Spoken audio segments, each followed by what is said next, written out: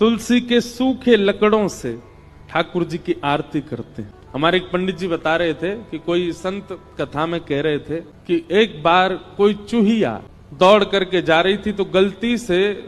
तुलसी के सूखे लकड़े पड़े थे, एक लकड़ी पर पैर पड़ गया तो वो उछल करके ठाकुर जी के सन्मुख अर्पित हो गई कार्तिक मास में। तो उसका परिणाम ये हुआ कि वो अगले जन्म में ठाकुर जी की कोई अनन्य सखी बन करके आई, अनन्य कोई प्रियसी बन करके आई। तो हम सब चुहिया तो नहीं है, हम सब तो मानव हैं। कहने का अभिप्राय, भूल से भी यदि ठाकुर जी को तुलसी अर्पित हो जाती है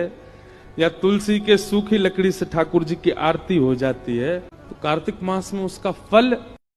तुलसी के सूखे लकड़ों से